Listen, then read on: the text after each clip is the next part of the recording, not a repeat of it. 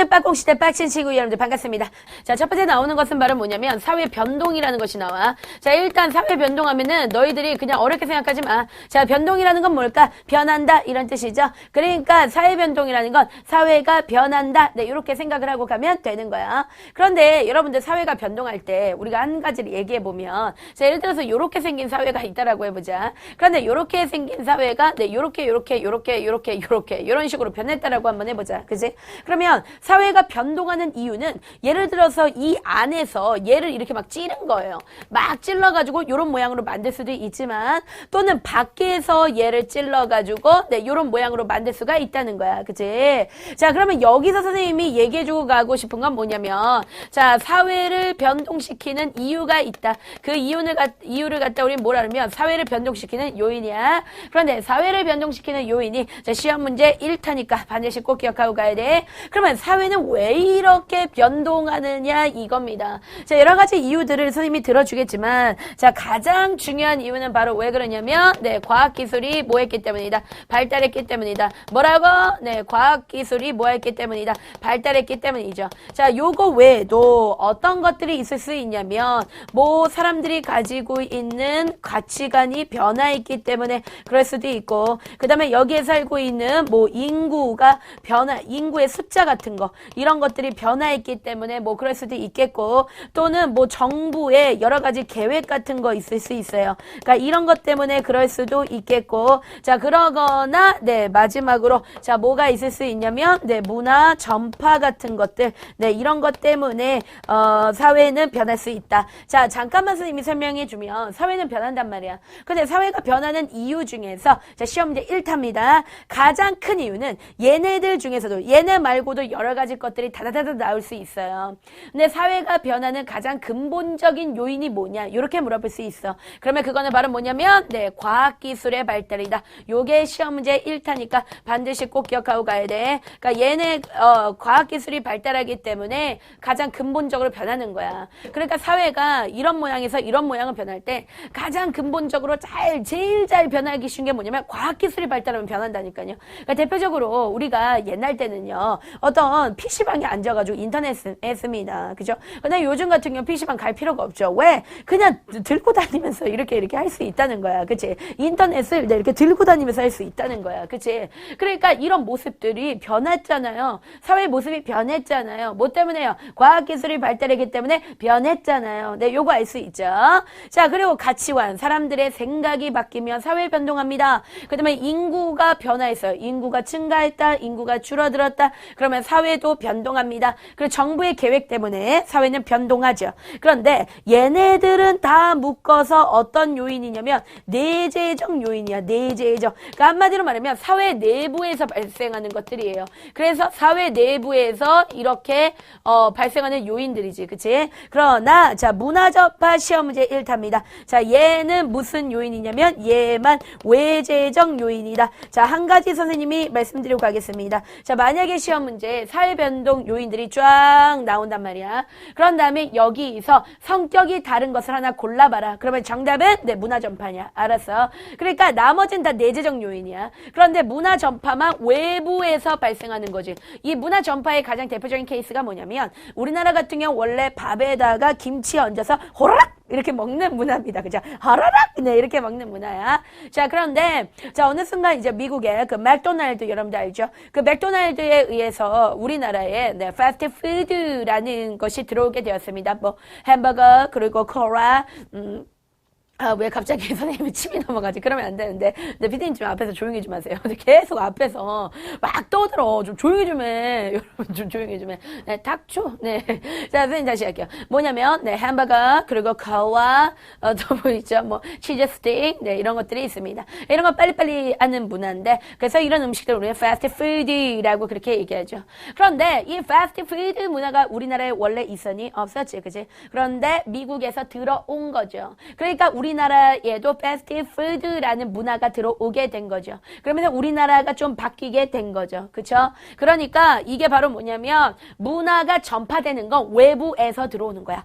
얘네들은 내부에서 오는 애들이지만 문화 전파는 외부에서 오는 거야. 알았어? 그래서 외재적 요인이야. 그래서 시험 문제 얘들을 다 섞고 자 얘들 중에서 성격이 다른 거 하나 골라봐. 그럼 뭐야? 문화 전파. 그지? 그리고 얘들 다 섞고 그 다음에 사회 변동의 요인 중에서 가장 근본적인 요인이 뭐냐 또는 가장 크게 영향을 미치는 요인이 뭐냐라고 하면 우리 친구들은 뚜루뚜루 네 과학기술의 발달이다 라고 우리 친구들 그렇게 기억을 하고 가시면 되겠습니다. 자 그런데 실제 시험 문제는 뭐가 나올 거냐면 이렇게 사회가 변동하고 있어. 그런데 이 사회 변동에 특징이 있을 거야. 자 일단 이 특징들이 시험 문제 1타기 때문에 반드시 기억해야 돼. 그만큼 지금 중요한 것들이 여기 다다닥 나오는 거야. 지금 여기 시험 밭이에요. 자 일단 첫 번째 사회 변동의 특징 첫 번째는 바로 뭐냐면 변동의 속도가 빠름 뭐다? 겁나 급속도다. 그러니까 변동의 속도가 빠르다 이거 알아두시고요. 그 다음에 두 번째는 바로 뭐냐면 동시다발적이다. 요거 알아두시고요. 그 다음에 세 번째는 바로 뭐냐면 광범위하다. 자 그러면 지금부터 선생님이 일단은 사회 변동의 특징은요. 얘네 셋을 다 알아두는데 특히 얘만 가지고도 따로 떼어가지고 시험 문제 잘 나와요. 그러니까 그 정도로 속도가 빠르다는 굉장히 중요한 거야. 그러면 속도가 빠르다로 해가지고 얘가 두 개가 잘 나오니까 이 두 개의 얘를 기본적으로 알아두는데 하나는 바로 뭐냐면 이렇게 시계가 나옵니다. 그래서 인류가 태어나고 나서 지금까지 뭐 예를 들면 거기 나오면 뭐 40억 년 정도 인류가 태어난 지 40억 년은 아니죠. 네, 지구가 태어난 게 45억 년인데 그죠? 인류가 태어난 지 예를 들면 뭐 10억 년이다. 이렇게 얘기하는 거죠. 그러니까 다시 설명해 줄게. 자, 지구가 있어. 근데 지구를 시계로 표현하는 거야. 지구를 시계로 표현해가지고 45억 년 전에 지구가 시작했다. 이렇게 해요. 그러다가 이때쯤 돼가지고 인류가 출현을 한다. 인류가 갑자기 나타나. 그 다음에 이쪽쯤 돼가지고 뭐 농사를 짓기 시작해. 그 다음에 이렇게 하다가 기계가 나오기 시작하고 그 다음에 자동차, 뭐 비행기, 핵 뭐 이런 것들이 다다닥 나와요. 그죠? 그러니까 무슨 말이냐면 이 지구의 나이로 봤을 때 시계로 지구의 나이를 봤을 때 전체적으로 그냥 암흑기야. 아무것도 안 했어. 거의 대다수 이렇게 아무것도 안 하고 있다가 갑자기 시계로 따지면 한 11시 정도 되면 갑자기 인류가 태어난다는 거야. 그러다가 뭐 11시 59분 중에 뭐 비행기가 나타났다 이렇게 얘기하는 거죠. 그러면 이거를 통해서 우리가 뭐를 알 수 있냐면 이때까지는 전혀 변동하지 않다가 이때부터 이렇게 변동하기 시작한다는 거죠. 변동의 속도가 뭐라고? 빠르다. 뭐라고? 빠르다. 그러니까 변동의 속도가 어떻게 점점 빨라진다. 이렇게 얘기할 수 있는 거야. 자, 그 다음에 두 번째는 어떤 것들이 시험 문제 잘 나오냐면 이런 것들이 잘 나오는 거예요. 예를 들어서 우리가 원시시대가 있었어. 원시시대. 그런데 원시시대, 유인원대 나왔던, 그죠? 거의 뭐 인간이라기보다는 이 원숭이에 가까웠던, 이랬던 시기. 그게 바로 뭐냐면 원시시대입니다. 자, 그 다음에 이 원시시대 다음에 농사를 짓기 시작해. 그래서 우리는 그때를 갖다가 농업사회라고 그러고, 그냥 농업사회가 끝나면 이제 공장이 들어서죠. 자, 그리고 우리는 이거를 산업사회라고 하고, 그 다음에 산업사회가 끝나면 무슨 사회가 되냐면 정보화 사회다. 라고 그렇게 얘기하는데 사실 이 원시시대는 사람들이 거의 대다수가 뭐를 했었냐면은 수렵과 채집을 했어. 수렵과 채집. 이 수렵과 채집이라는 것은 이제 뭐를 했다고 생각하면 되냐면 그냥 이제 사냥을 했고 그다음에 먹을 게 필요하면은 그냥 대충 주변에 있는 거 따가지고 이렇게 먹었다는 거야. 그치? 그래서 이랬던 시절이에요. 원숭이 같은 시절. 그러다가 사람들이 겁나 삽질, 농사짓기 시작했는데 자 여기서부터 여기까지 몇 천 년이 걸렸다 그래. 그러니까 여기서부터 여기까지 몇 천 년이 걸려. 그런데 농업사회에서 산업사회까지는 몇 백 년이 걸렸다는 거야. 그런데 산업사회에서 정보화 산업사회가 되기까지는 몇십 년이 걸렸다는 거야. 그러니까 맨 처음에는 여기서부터 여기까지는 몇 천 년. 그 다음에 농업사회에서 산업사회까지는 몇 백 년. 자, 그 다음에 산업사회에서 정보화사회까지는 몇십 년이 걸렸다라고 해보자. 그럼 점점 가면 갈수록 변화의 속도가 뭐하다? 빠르다. 알았어? 그렇기 때문에 만약에 이런 예가 나온다고 하더라도 변화의 속도가 점점 어떻게 되나? 빨라진다. 알았지? 그래서 시계가 나오거나 아니면 원시시대, 농업사회, 산업사회, 정보화사회 이런 것들하고 점점 변동의 속도가 이렇다라는 걸 알려주면 변동의 속도가 빠르거나 요거에 대한 예야. 알았어. 이 두 가지가 시험 문제 1타니까 꼭 기억하고 가야 돼. 자, 그 다음에 원시 시대에 가장 중요했던 건 수렵과 채집이야. 그리고 이것도 가끔가다 시험 문제 나오니까 내가 잠깐 적어줄게. 농업사에서 가장 중요한 건 무엇일까요? 일단 땅이 있어야 농사 짓죠. 그 다음에 거기서 농사 지을 수 있는 노동력 필요하겠죠. 이 두 가지입니다. 그 다음에 산업사회에서 중요한 건 뭐냐면 공장에서 일할 노동력 필요하죠. 그죠? 그 다음에 이 공장을 지을 수 있는 뭐가 필요해?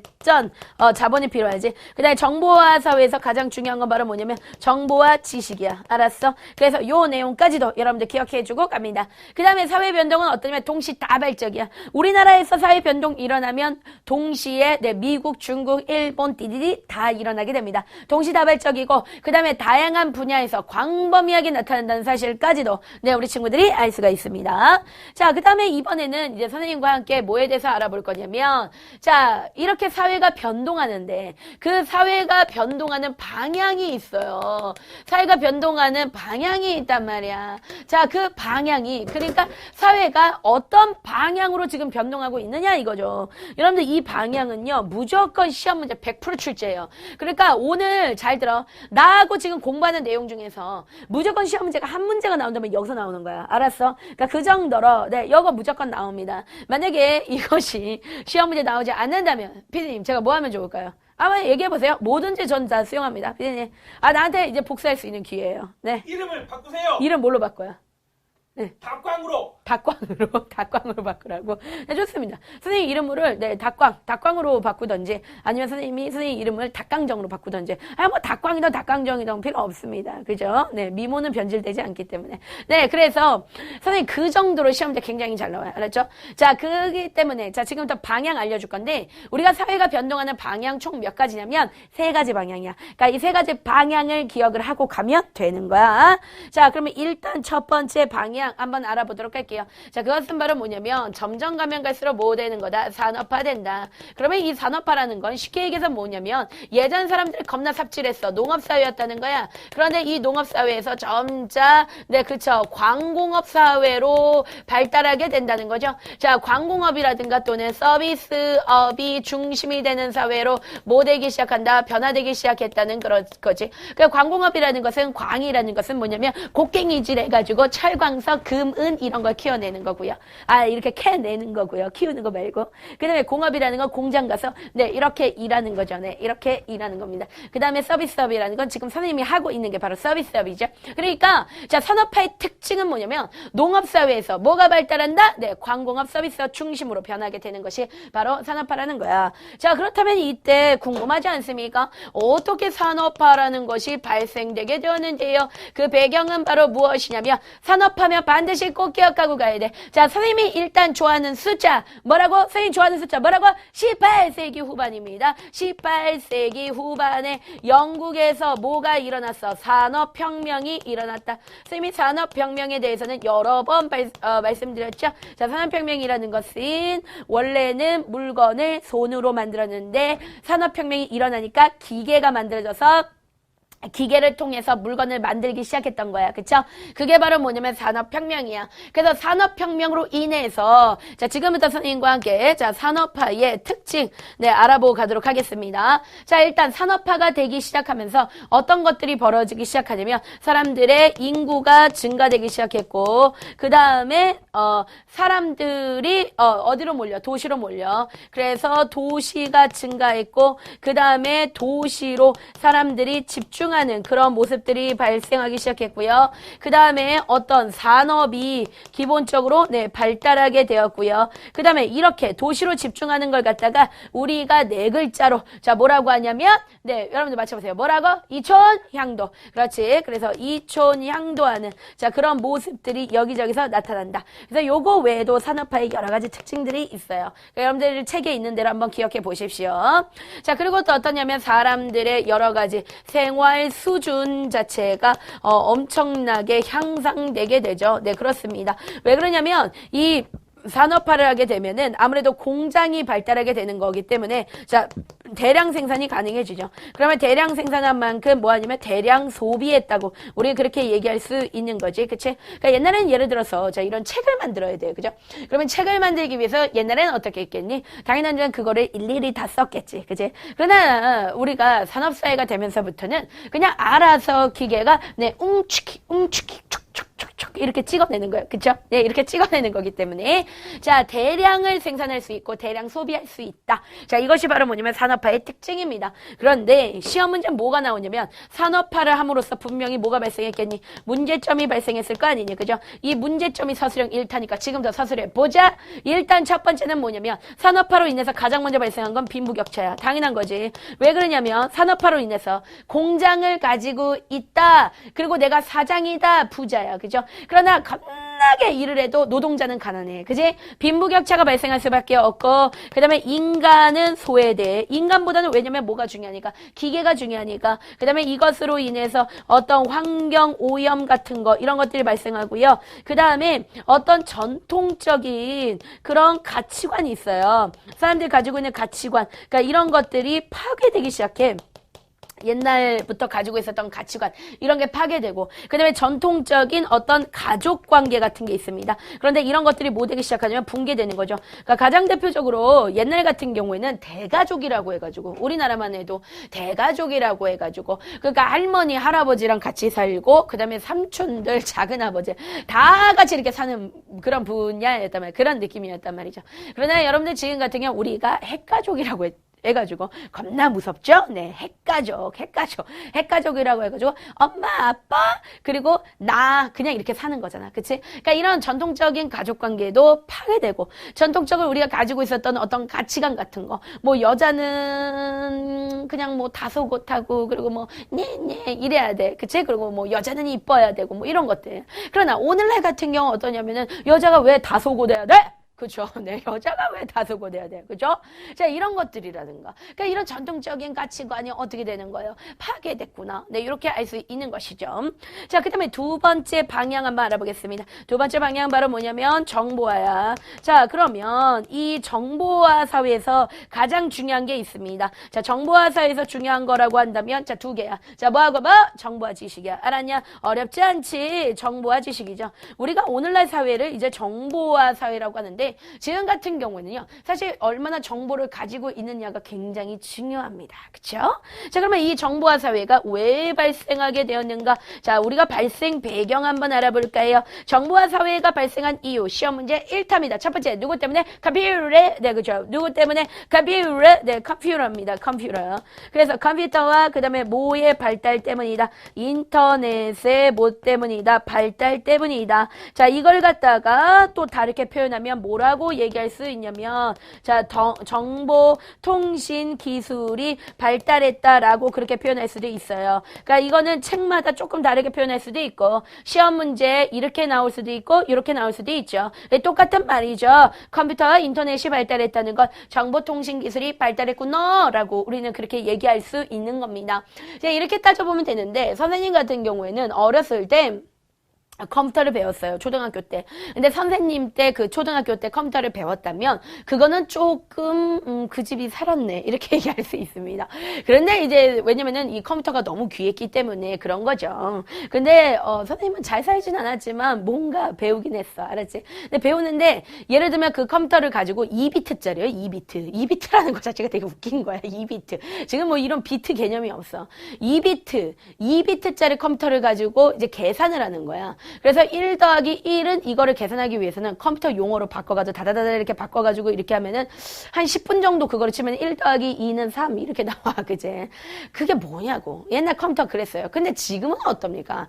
그 얼마나 발전됐습니까? 그렇죠? 그러면서 정보화 사회가 되었는데 이 정보화 사회의 특징을 잠깐 선생님이 잠깐 설명해 주면 이 정보화 사회는요. 정보통신이 엄청나게 발달하는 거예요. 이런 것들이 발달하죠. 그리고 정보통신에 엄청나게 의존하는 사회입니다. 그러니까 의존하는 거죠. 이거 제일 중요시해요. 이거 제일 중요시합니다. 그러니까 선생님네 사업체 같은 경우에도 우리 제2그룹 같은 경우에도 컴퓨터 없으면은 이 그냥 그룹은 없는 거야. 네, 그룹은.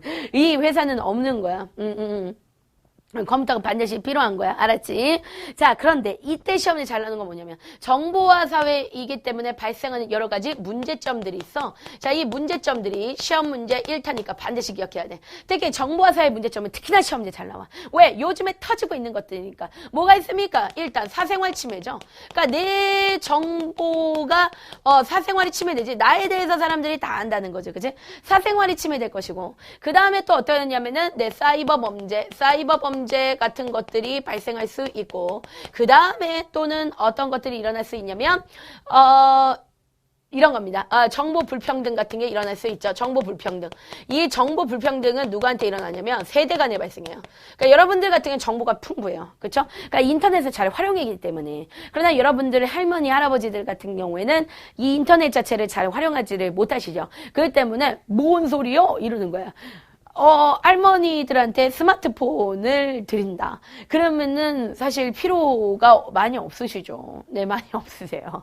왜냐면은, 잘 누르지도 못하시고. 이거 지금 무슨 소리 하는 거지? 어쨌든 간에 여러분들 그렇습니다. 이런 게 바로 뭐냐면 정보 불평등. 그치? 그렇기 때문에 너희들 있잖아. 뭐 어떤 것들이 일어날 수 있냐면, 네, 이런 것들이 발생할 수 있다는 거. 네, 요거 시험제 1타니까 반드시 기억하고 가야 돼. 자, 그 다음에 마지막 세 번째는 바로 뭐냐면 세계화야. 알았지? 그래서 세계화라는 건 뭐냐면 세계가 어떻게 되는 거냐면 단일권으로 묶이는 거다. 자, 그것을 갖다가 우린 뭐라 그래? 세계화다라고 그렇게 얘기하는 거지. 이 세계화하면은 좀 잘 나오는 개념 중에 하나가 바로 뭐냐면 자, 지구촌이라는 개념이 나오는데요. 자, 지구촌이라는 건 뭐냐면 옛날에는 예를 들어서 우리나라에서 미국까지 가. 그러면은 예를 들어서 걸어간다. 왜 못 가는 거야? 그냥 포기야. 그치? 걸어선 갈 수 없어. 그럼 여러분들 말 타고 간다? 그것도 포기야. 그럼 뭘 타고 가? 배를 타고 가는 거야. 그 배 타고 미국까지 얼마 걸리는지 알아요? 한 6개월 정도 걸립니다. 그죠? 자, 그런데 지금 같은 경우에는 비행기를 타면 하루 안에 갈 수 있어요. 그러니까 24시간 안에 간단 말이죠. 그러니까 마치 한 마을 안에 사는 것 같아. 그걸 갖다 우린 뭐라 그러냐면 지구촌이라고 하는 거야. 촌이라는 건 마을이야. 그쵸? 그러니까 세계화라는 것은 무엇이냐면 한마디 말해서 세계가 하나로 묶여가기 시작하는 거예요. 아주 가까워지는 거죠. 그렇죠? 그러면 이때 왜 세계화가 발생했느냐? 자, 그 발생 배경을 갖다가 알아보면 그거는 바로 뭐냐? 시험 문제 1타입니다. 자, 바로 뭐냐면 네, 교통과 통신의 발달이에요. 알았어. 세계화가 가능했던 이유는 바로 뭐다? 교통과 통신 발달이다. 네, 요거 시험 문제 1타니까 반드시 꼭 기억을 하고 지나가 줘야 되겠습니다. 자, 그러면 지금부터 이제 세계화의 특징들을 갖다가 이제 보면 되니까 여러 가지, 세계의 여러 가지 상품들을 사람들이 선택할 수 있죠. 그렇죠? 그렇기 때문에 선택의 폭이 굉장히 넓은 거예요. 그렇죠? 가장 대표적으로 문방구만 하더라도 자, 여러분들 펜들이 있단 말이야. 그런데 그 펜이 우리나라 펜을 쓸 수도 있지만 뭐 미국 펜을 쓸 수도 있고 특히나 많이 사용하는 게 바로 일본 펜이죠. 그렇죠? 그러니까 일본 볼펜 같은 거 뽑아가지고 쓸 수 있다는 거죠. 그러니까 내가 물건 선택의 기회가 굉장히 다양해진다는 거. 이런 것들은 좀 여러 가지 부분에서 굉장히 좋은 거야. 그치? 그리고 특히나 이런 좋은 이념, 바로 민주주의 이념이죠. 그러니까 이 민주주의 이념 같은 것들이 세계 전체로 어떻게 되기 시작하냐면 네, 전파되기 시작합니다. 그러니까 이런 것들이 바로 세계화의 특징입니다. 자, 그런데 시험 문제 뭐가 나올 거냐면 세계화의 문제점들이 자, 시험 문제 나올 거야. 자, 일단 세계 문제점 첫 번째 환경 파괴돼. 우리 친구들이 생각할 때 왜 환경 파괴가 되는데요? 네, 이렇게 생각할 수 있는데 환경 파괴된다. 어디가 환경 파괴되냐면 개발도상국들은 환경 파괴가 돼요. 왜 그러냐면 이런 식이야. 세계화가 되다 보니까 세계가 이제 자기네 장벽을 다 허물어버리고 엄청나게 서로 간에 교류하고 무역한단 말이야. 그러면 나는 이제 잘 산다. 내가 잘 사는 나라다. 그러면 어떻게 할까요? 내 나라에 있는 지하전은 안 씁니다. 그죠? 내 나라 함부로 개발하지 않습니다. 다른 나라 가서 그냥 무작정 합니다. 약한 나라 가가지고. 그죠? 그렇기 때문에 그 나라는 환경 파괴되는 거야. 그죠? 자, 그리고 또 뭐가 생길 수도 있냐면 어떤 세계화로 인해서 결국 지역격차라든가 또는 그 지역에 발달된 문화가 뭐 될 수 있냐면 아예 파괴되는 그런 문제점들이 생길 수가 있다는 거지. 이런 거랑 똑같은 거야. 세계화가 좋아 보이는 것 같아. 그치? 그러나 만약에 미국 같은 나라하고 그 다음에 우간다 같은 나라하고 서로 여러분들 경쟁한다고 생각해보세요. 이건 경쟁이 안 되죠. 그 나라 산업은 그냥 싹 망해버리는 거예요. 그죠? 그렇기 때문에 그 나라가, 그리고 또 이런 것도 있다. 그 나라 문화가 되게 미개한 것처럼 느껴져. 그러니까 결국은 뭐냐면 잘 사는 나라의 문화는 되게 있어 보이는 거야. 대표적으로 여러분들 일본 잘 살죠. 그러나 일본이 가지고 있는 문화를 보십시오. 보면은 굉장히 어떠냐면 음란하고 그 다음에 이런 쓰레기 같은 그런 문화가 굉장히 많잖아. 그지? 그런데 그런 문화에 대해서 걔네가 잘 사니까 우린 약간 일본 문화에 대해서 어떻게 바라보는 부분들이 있냐면 개방적이네. 뭐 이렇게 생각하는 거죠. 열려있다. 이렇게 보는 거죠. 그냥 오타쿠 문화야. 그치? 근데, 열려있어. 이렇게 생각하는 거죠. 그래, 여러분들 이런 것들입니다. 그렇기 때문에 그 지역이 고유로 가지고 있었던 그런 문화 같은 것들이 파괴될 수가 있고, 그 다음에 세계 불평등 같은 것이 생길 수가 있는 거죠. 오히려 불평등이 더 심하게 생길 수가 있는 겁니다. 그쵸? 그래서 이런 세계화의 문제점이 있다는 것까지 기억을 하고 가시면 되겠습니다. 자, 그 다음에 이번에는 선생님과 함께 뭐에 대해서 알아보고 갈 거냐면, 자, 한국 사회는 어떻게 변동하게 되었는지.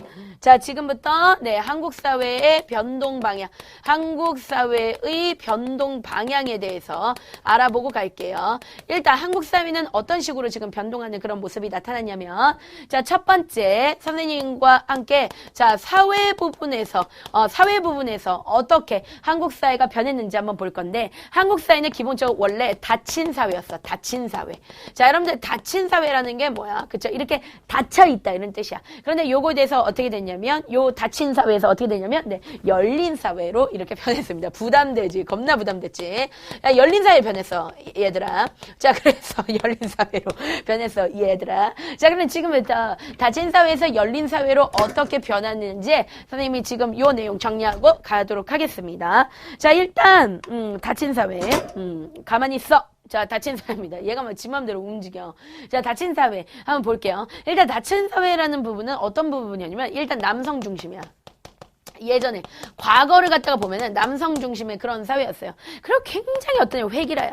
그러니까 국가에서 하라는 대로 해야 돼. 그걸 갖다 우리는 뭐라고 부르냐면 중앙집권화라 그래. 그래서 중앙집권화라는 말은 뭐냐면 중앙이라는 건 국가예요. 그런데 국가가 모든 힘을 집권했다. 이걸 갖다 우리는 중앙집권화라 그래. 그래서 중앙집권화하는 네, 그런 모습들이 나타났었고, 그 다음에 인간관계를 갖다가 보면은 수직적인 그런 네, 인간관계를 나타낸다.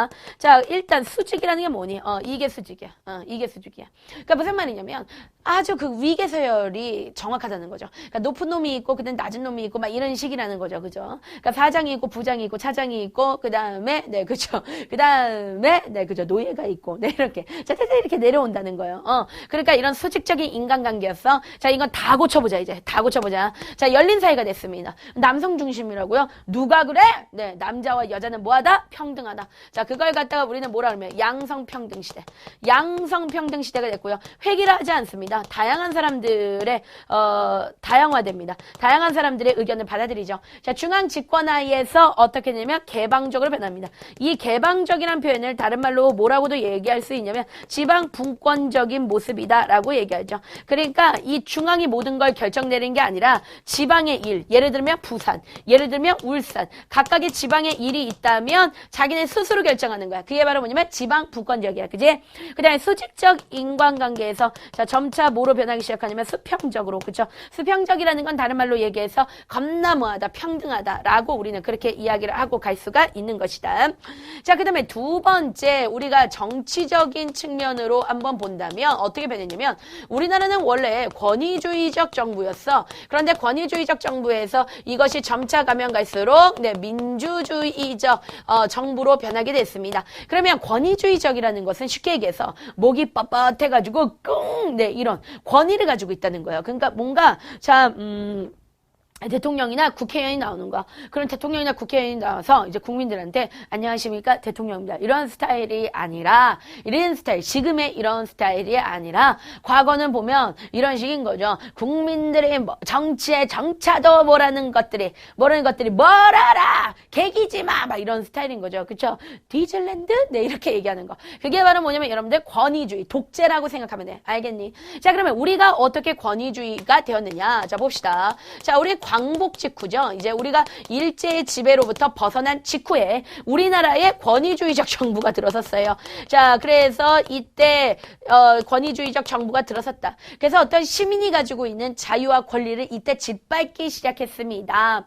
자, 그러다가 어떻게 되기 시작하냐면 점차 가면 갈수록 어떤 4.19 혁명 같은 게 일어나요. 그러니까 우리 친구들 이제 4.19 혁명 혹시 처음 들어봤니?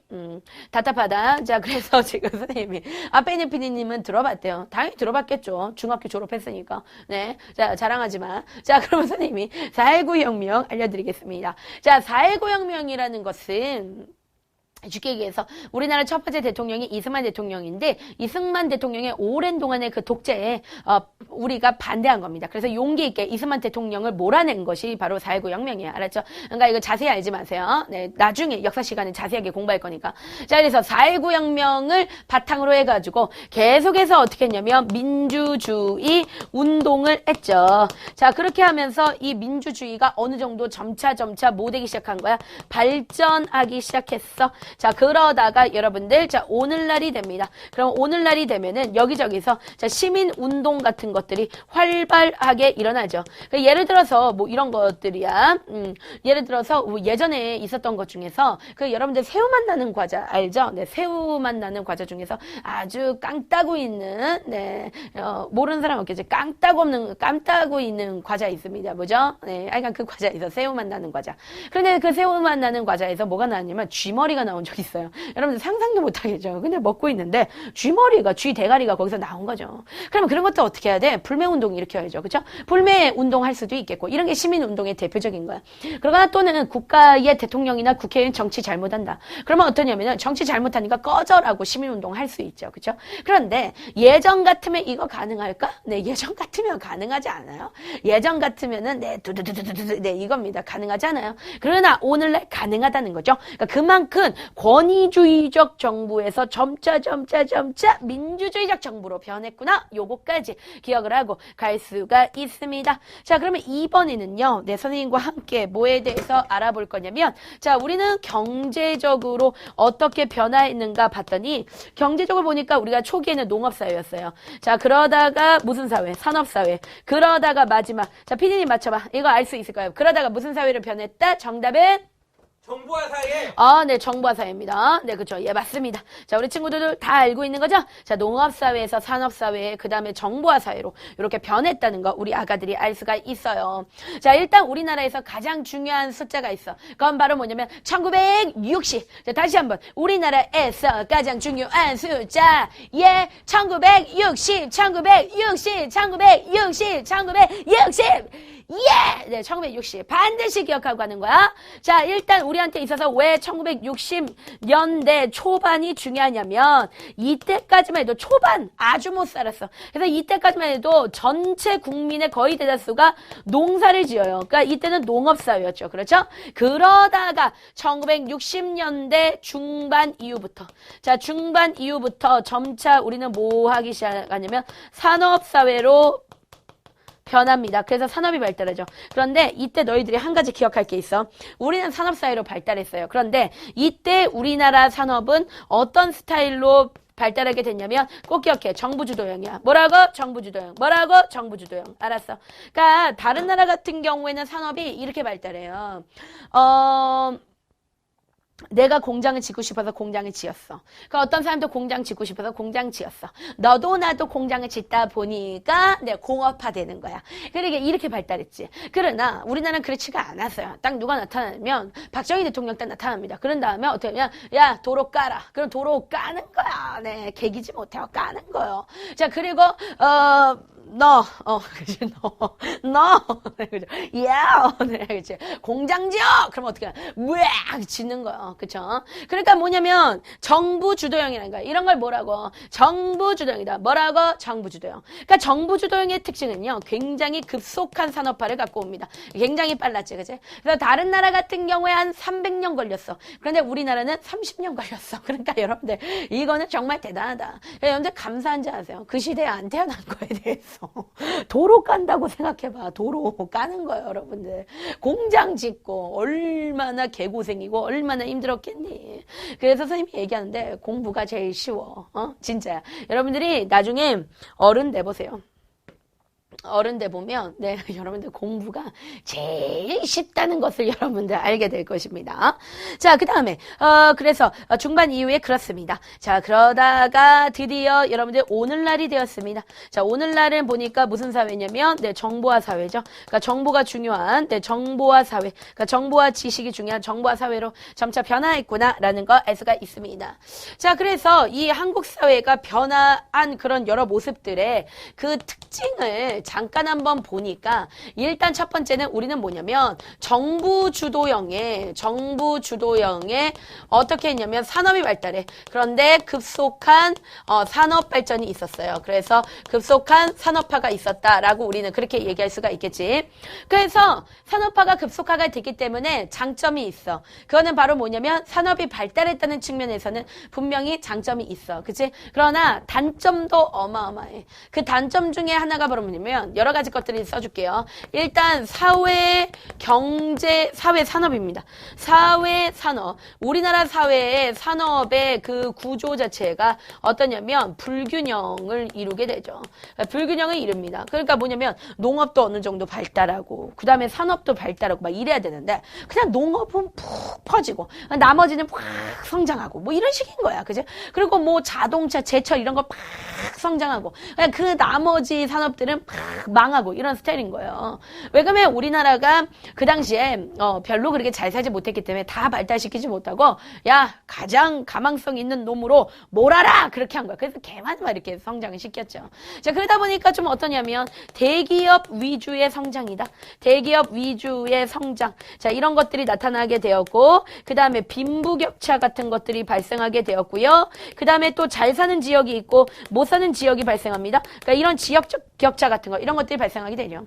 그래서 여러분들 경상도 사람하고 전라도 사람들하고 서로 사이가 별로 좋지가 않아요. 대표적으로 우리 경상도 출신의 우리 도라에몽 PD가 교보문고를 싹 돌면서 이제 우리 응가노트에 대한 거를 교보문고에 이렇게 넣어놓습니다. 넣어놔요. 우리 책 이게 나왔습니다. 이거 새로 나왔습니다. 그러면 이제 그 서점에서 우리 책을 넣어주죠. 그쵸? 넣어주는데 전라도는 안 갈라 그래. 전라도는 안 가고 자꾸 뭐라 그러냐면 선생님한테 가라고 그러는 거예요. 그래서 왜? 그랬더니 자기 맞을까 봐. 근데 여러분들 지금 선생님이 도라에몽 PD한테 얘기하지만 무슨 쌍팔년도 얘기를 하고 있어. 그 옛날 얘기예요. 괜찮아요. 경상도 사투리 쓴다고 해도 괜찮아요. 알았죠? 네. 네, 그러니까 전라도에 가서 당당하게 사투리 쓰지 마. 사투리 쓰지 말고 서울말로 해봐. 서울말로 안녕하세요. 제이그룹입니다. 한번 해보세요. 시작. 안녕하세요. 제이그룹입니다. 네, 겁나 서울말 같네. 자, 그래서 여러분 있잖아요. 자, 이런 빈부격차와 지역격차 이런 것들이 발생해. 그러니까 뭐냐면 우리가 어떤 경제 개발을 시킬 때 경상도를 집중으로 해가지고 엄청난 경제 개발을 시켰어요. 그죠?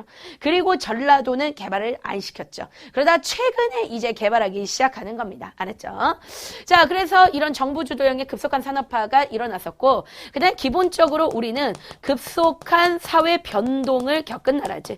그래서 급속한 사회 변동 속에는 뭐 장점들도 있어요. 이런 걸 굳이 써줄 필요는 없을 것 같아요. 뭐 장점 중에서 개인의 개성과 그 다음에 개인의 가치관을 되게 중요시하거나 또는 여자들도 사회에 진출하거나 이런 장점들이 있죠. 그러나 단점들은 조금 써줄게요. 어떤 단점들이 있냐면 세대 간의 갈등이 있죠. 세대 간에.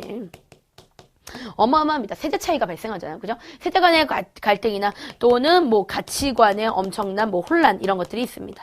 굳이 이런 것들은 여러분들 외울 필요가 없고 이것들은 그냥 이해하세요. 이해해서 시험 문제 나와도 어떤 식으로 나오냐면 우리나라가 급속하게 사회 변동하면서 나타난 문제점이 아닌 것은 뭐 이렇게 나와요. 근데 문제점이 아닌 것인데 1번 세대 갈등, 2번 가치관의 혼란, 그리고 3번에 여성의 지위 양상 이런 게 이런 게 시험 문제 나옵니다. 그럼 정답 몇 번이야? 3번이죠. 네, 이렇게 그냥 초딩들도 풀 수 있는 문제가 나오니까 우리 친구들 그냥 마음을 푹 놓고 이걸 다 외워야 되겠어. 그렇게 하지 마십시오. 여러분들 외운다고 능사가 아닙니다. 자, 우리 친구들 선생님과 함께 자 여기까지 정리했습니다.